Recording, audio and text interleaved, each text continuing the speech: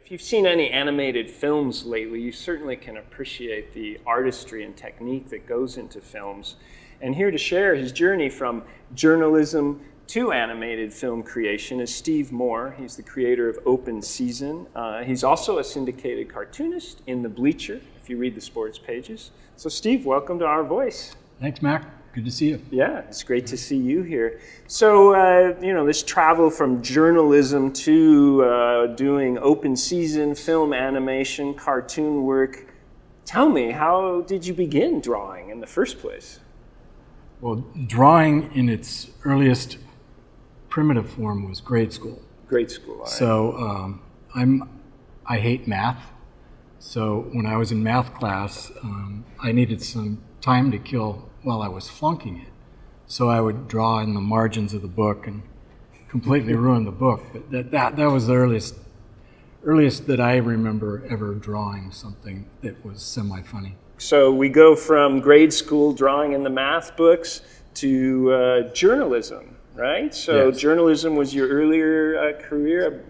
How does that influence It actually your I went to Oregon State to become a vet, and I was in the pre-vet medicine program. Okay. Once again, math and some of the science just got in the way. So got to senior year, my grades weren't anywhere near where they needed to be for post-grad. So I punted, and I went like, okay, journalism. And so I switched, and senior year I had to go an extra year and got out and went to work in newspapers. It was a last second punt, but it worked out because I didn't know it at the time, but everybody needs to pick a career that fits their skills, their talents. Right. So when you got into journalism, I understand you went to Hawaii, is that right? You were working as a journalist? Right. So I spent 5 years at Oregon State, and if you know anything about Oregon and the weather, it was 5 years of seeing the sun for just fleeting glimpses of the sun.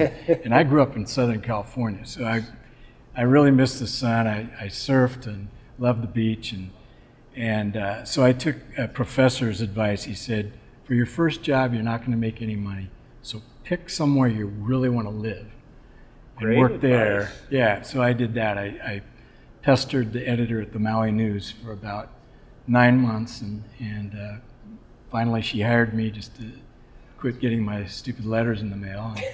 And so I spent almost 6 years on Maui. Wow, 6 Yeah, years. So 6 years. I also know, in addition to film animation, you're also doing illustrated children's books. Right. How has your experience in Maui as a journalist influenced perhaps your illustrated books, your films? Well, it's been kind of a crazy chart, but everything relates somehow. Okay. It's been a pretty smooth segue. So, journalism was writing. Right. To me, it was kind of a problem because they want it to be factual, Right. and I didn't. That was no fun making sure everything was correct and not just made up. Right. So I really I went from the Maui News to the Los Angeles Times, which was a huge jump. It was going from a little zit in the middle of the Pacific to the Los Angeles Times. Right. And right about that same time, I started the cartoon. So I got the cartoon into syndication, got the job at the LA Times, and then that went on, those two jobs for a few years, and the cartoon kind of took off. So financially, I reached a point where I could, if I wanted to, quit the Times and just go off. But at the same time, had always had an itch to get into entertainment. I resigned from the LA Times, kept doing my cartoon, and then got an agent. I told her, I said, I really want to write for animated TV series. I had no ambition to be in doing movie animation. Okay.